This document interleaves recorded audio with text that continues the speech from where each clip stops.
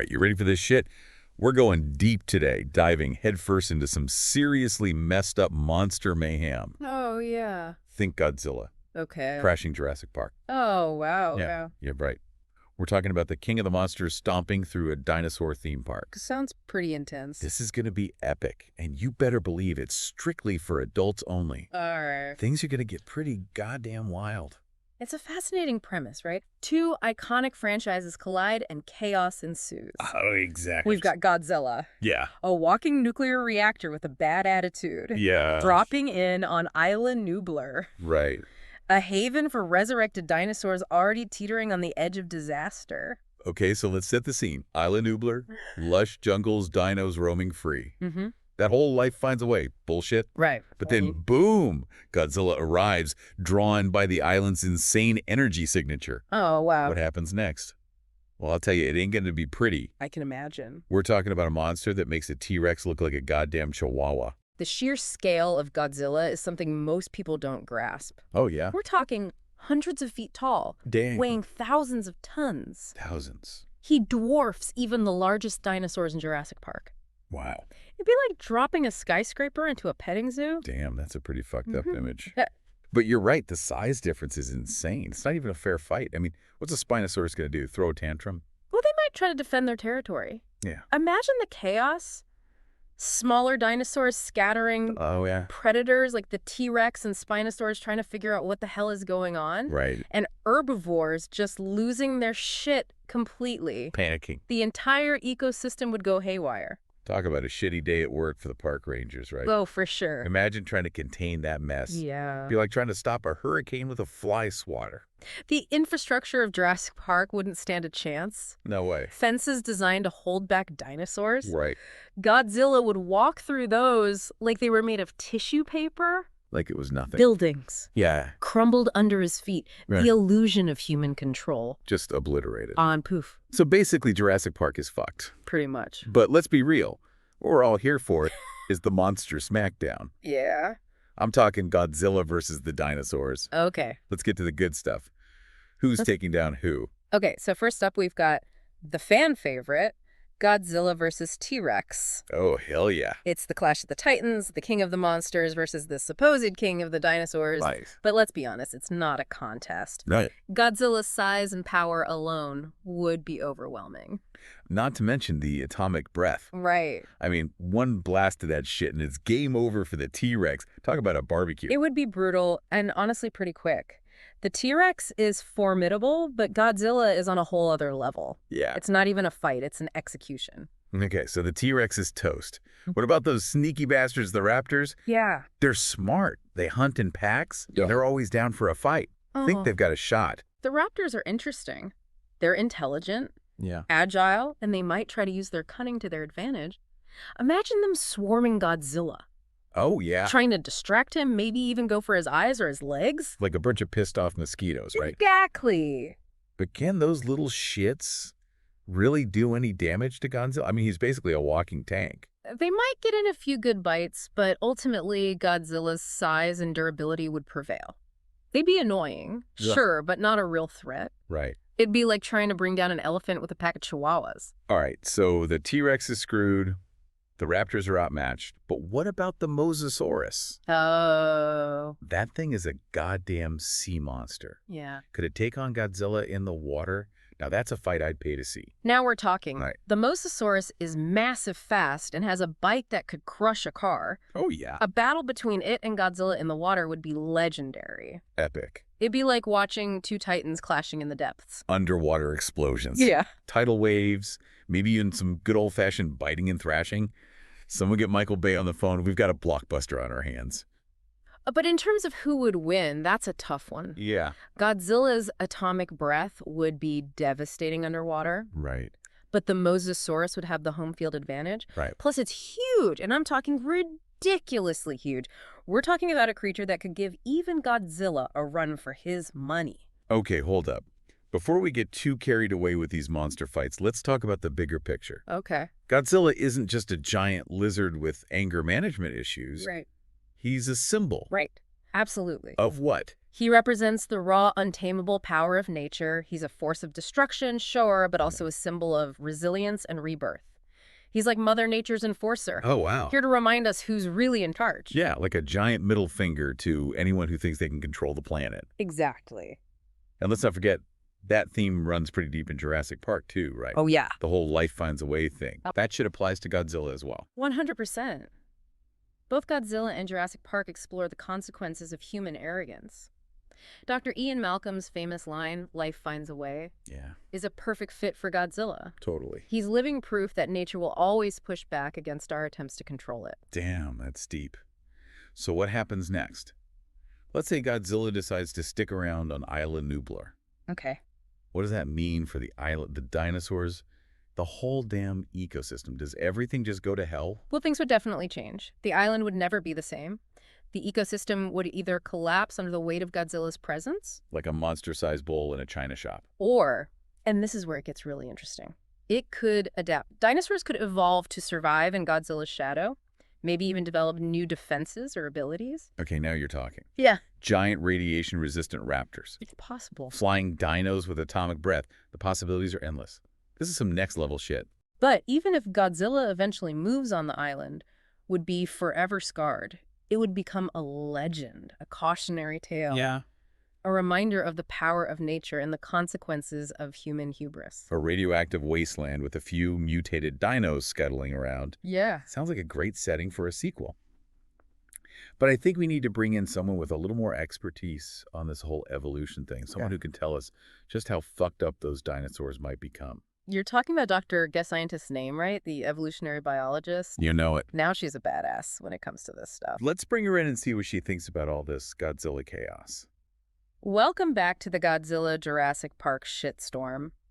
Before we went off the rails talking about mutated dinos, we were about to bring in our guest expert, Dr. Guess Scientist's name, to talk about just how fucked up the ecosystem could get with Godzilla in the mix. Right on. Dr. Guess Scientist's name. Thanks for joining this monster mashup of a deep dive. Happy to be here, although I gotta say this hypothetical scenario is pretty wild even for me. Well, strap in, Doc, because we're about to go full-blown fan fiction on this shit. But first, we need some expert insight. Okay.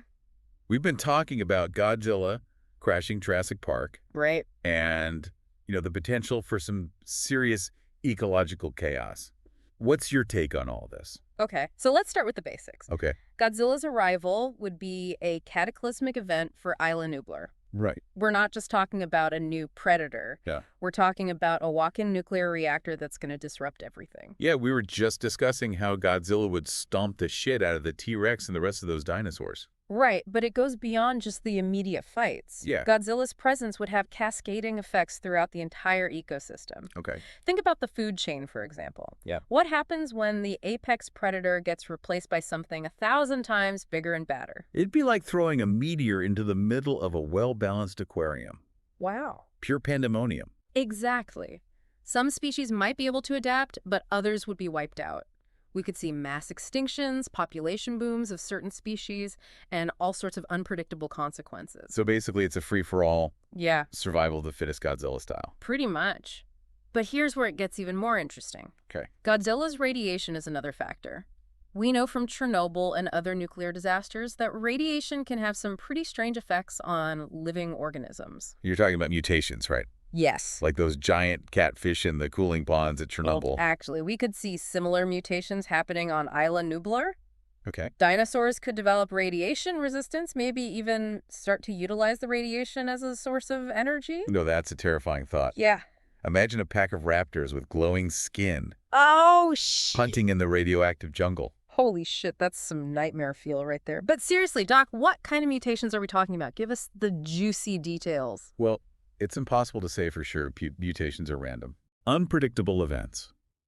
But we could see changes in size, coloration, behavior, even the development of new physical traits. Like what? Extra claws, spikes, atomic breath. Come on, Doc, hit us with your best shot. Okay, let's get creative.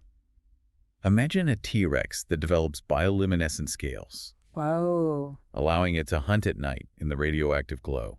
Or maybe a Spinosaurus with thicker skin, Oh, yeah. making it resistant to Godzilla's atomic breath. Don't forget the raptors. they could evolve heightened senses. Oh, really? Allowing them to navigate the radiation-saturated environment with ease. This is getting good. It's like we're building our own monster movie right here. I know, right? But let's not forget about the human element. What about the folks stuck on Isla Nublar? How the hell are they going to survive this shitstorm? Their chances wouldn't be good. They'd be facing not only Godzilla, but also a whole new generation of mutated dinosaurs. Yeah. It'd be like a prehistoric horror movie on steroids. The survivors, if there were any, would have to adapt quickly. They'd need to understand the new dangers, learn to navigate the irradiated landscape. Right. And maybe even find a way to coexist with the mutated creatures. So basically they're fucked. But hey, maybe some of them would develop superpowers, right? Like radiation-powered telekinesis or something. I wouldn't bet on it. Yeah. But in a situation like this, yeah, who knows what's possible? Survival often comes down to luck, ingenuity. Right. And a healthy dose of fear. All right, so let's shift gears for a second. We've been talking about Godzilla sticking around. Right. But what if he just leaves? Okay. What happens to Isla Nublar then? Even a temporary visit from Godzilla would leave a lasting impact. The island would be a radioactive wasteland. Right. The ecosystem irrevocably altered. It would become a unique environment, a blend of prehistoric and post-nuclear ecosystems. Interesting. It would be a fascinating case study for scientists, a glimpse into a world shaped by both ancient and modern forces of destruction. So basically it would be a giant science experiment gone wrong. But instead of blowing up a lab, we've nuked an entire island and populated it with radioactive dinosaurs. Pretty much. But let's not forget the human element. The ethical considerations of the scenario are significant. Hold on, ethical considerations, are we really going there? I mean, we're talking about a giant lizard fighting dinosaurs. It's important to remember that even in a hypothetical scenario like this, there are real-world implications. Okay. The idea of genetically modified creatures running amok, the consequences of unleashing such power on the world. Right. These are themes that resonate deeply with our anxieties about science and technology. Okay, I get it. But let's be real. Most people watching this shit are just here for the monster mayhem. Sure. Ethics and philosophy can wait for another day. Okay. We've got radioactive dinosaurs to discuss. Well, I can't argue with that. But I do think it's important to remember that these fantastical scenarios can also spark some important conversations. Fair enough, Doc. Yeah. But for now, let's stick to the fun stuff. We were talking about fan fiction ideas earlier. What kind of crazy shit could we cook up with Godzilla and the Jurassic Park dinos? The possibilities are endless. Imagine Godzilla teaming up with the dinosaurs to fight off a new threat, like an alien invasion. Right. Or a giant genetically engineered super predator. Ooh, that's a good one. Godzilla riding a T-Rex into battle against giant space bugs. Yeah. Someone get Hollywood on the line. Or what if Godzilla's radiation somehow triggers a second wave of dinosaur evolution, creating even more bizarre and dangerous creatures? Now you're talking. This is getting good. But I think we need to take a quick break to process all this madness. Don't go anywhere, folks. We'll be right back with more Godzilla vs. Jurassic Park insanity. All right, we're back and my brain is officially fried from all this Godzilla versus Jurassic Park craziness. Oh, yeah. We've talked about epic battles, mutated dinos, and enough fan fiction ideas to fuel a whole goddamn movie franchise. It's been wild. But now it's time to get real, to dive into the science behind these monstrous myths. Right, let's pull back from the pure fantasy for a minute and look at what we know about these creatures. Okay. Both real and imagined. Let's start with Godzilla. He's basically a walking nuclear reactor, drawing power from radiation. How the hell does that even work? Well, from a purely biological standpoint, it's pretty much impossible. Yeah. No known organism could survive on radiation alone. Right. Let alone grow to the size of Godzilla. Right. There's just not enough energy there. Yeah, no shit. I mean, unless he's got a secret stash of uranium hidden in his ass, I don't see how he's powering that atomic breath. But that's the beauty of science fiction, right? Yes. We suspend our disbelief and embrace the impossible. Yeah. Godzilla's nuclear nature is a metaphor for the destructive power of the atom. A reminder of what happens when we tamper with forces we don't fully understand. It's like a cautionary tale, right? Don't fuck with the atom, or you might end up with a giant lizard stomping on your city. Word of the forge. Well, what about the Jurassic Park dinos? How does the science hold up there? I mean, extracting dinosaur DNA from fossilized mosquitoes. Right. Sounds pretty far-fetched even for Hollywood. Well, it's a clever idea, and it captured the public imagination. Yeah. But in reality, DNA degrades over time. Right. The chances of finding intact dinosaur DNA in a mosquito trapped in amber for millions of years are pretty much zero. So no real-life Jurassic Park anytime soon. Not likely. Damn, that's a bummer. But again, Jurassic Park isn't really about scientific accuracy. It's a thought experiment. Yeah. A way to explore the ethical implications of genetic engineering. Okay. The hubris of thinking we can control life itself. Right. But come on, you got to admit, those dinosaurs look pretty damn cool. Especially the T-Rex. I mean, who doesn't love a good roaring, teeth-gnashing, prehistoric badass? Totally. The visual spectacle of Jurassic Park is undeniable. And while the science might be a bit shaky, they did their research. Yeah. The dinosaurs are based on real fossils and paleontological discoveries, so they're not entirely out there. So it's grounded. It's a good blend of science and imagination. A little bit of fact, a lot of fiction, and a whole lot of monster mayhem. That's what makes these franchises so damn entertaining. Absolutely. They tap into our primal fears, our fascination with the unknown, and our desire to see giant creatures smashing the shit out of each other. And let's not forget the underlying message. Oh, here we go. The cautionary tale about the dangers of playing God. Okay. Of tampering with forces we don't fully understand. Yeah, I get it. Don't mess with Mother Nature or she'll unleash a giant lizard with atomic breath. Got it. Right. But I think we've squeezed about as much juice out of this hypothetical scenario as we can. I think so. Any last words of wisdom before we wrap this shit up? Just this. Never underestimate the power of imagination. These fantastical stories, these monster mashups, they allow us to explore the impossible, to confront our fears and anxieties in a safe fictional space. And who knows? Maybe by exploring these what-if scenarios, we can gain a better understanding of our own world. Okay. The delicate balance of nature and the consequences of our actions. Well said, Doc. Well said. All right, folks, that's it for this deep dive into Godzilla versus Jurassic Park. We hope you enjoyed the ride. Stay curious, stay skeptical, and for God's sake, don't try to clone any dinosaurs.